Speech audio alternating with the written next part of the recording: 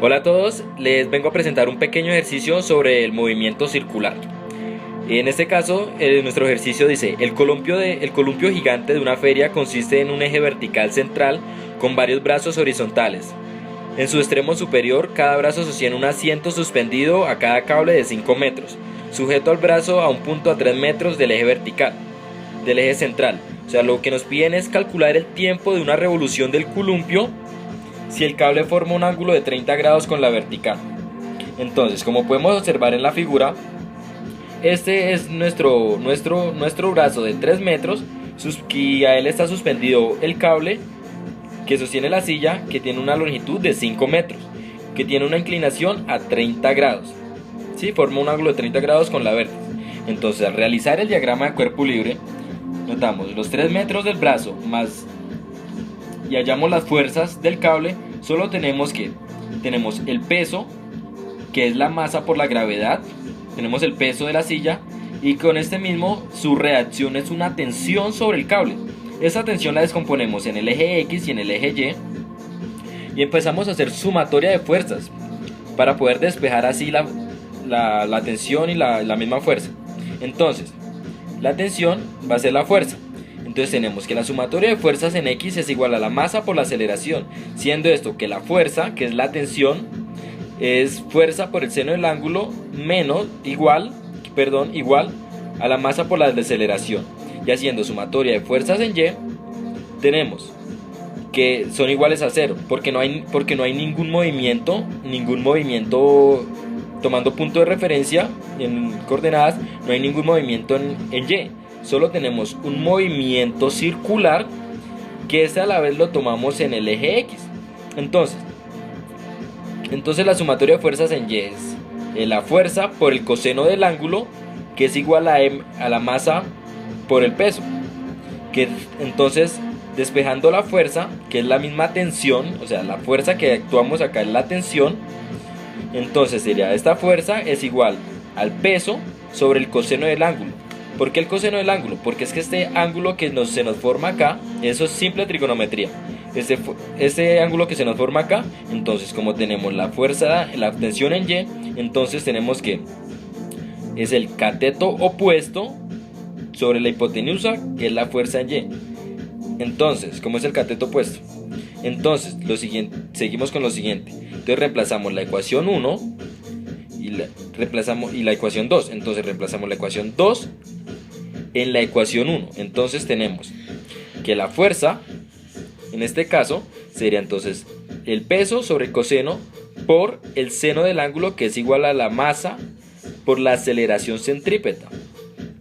Entonces tenemos que la aceleración centrípeta es igual a la velocidad al cuadrado sobre su radio, que esto a su vez es igual, o sea, la velocidad es 2pi por el radio sobre el periodo, y esto va elevado al cuadrado porque tenemos la velocidad al cuadrado, todo sobre el radio.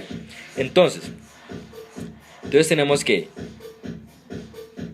entonces acá se cancela esta m con esta m, que son las masas, o sea, la masa, como se igualan, entonces se cancela. Entonces nos queda que la gravedad sobre el coseno del ángulo por el seno del ángulo es igual a 2pi por el radio, que el radio es L seno del ángulo más 3.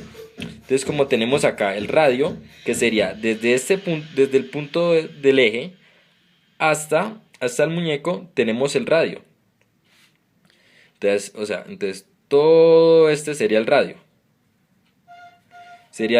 Entonces, a este radio de acá del eje, de donde hay la inclinación, entonces le sumamos los 3 metros que tenemos ahí. Entonces esto nos daría lo siguiente. Entonces, como decíamos, entonces son 2pi por L por el seno del ángulo más 3 metros. El seno es porque es el cateto opuesto. Entonces eso va al cuadrado sobre el mismo radio, que es L en la longitud, seno del ángulo más 3.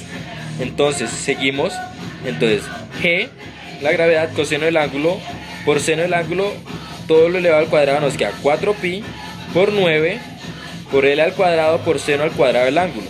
Entonces este seno se nos cancela con este seno, con este cuadrado, y este seno que nos queda con este seno. y la longitud. Entonces eso nos queda que la gravedad sobre el coseno es igual a 4pi por 9 por L sobre T sobre el periodo al cuadrado por 3, que son los 3 metros que nos quedan del radio S. Al despejar la T, tenemos que T, que el periodo, que la T es el periodo, no hay que confundirla con la fuerza de tensión.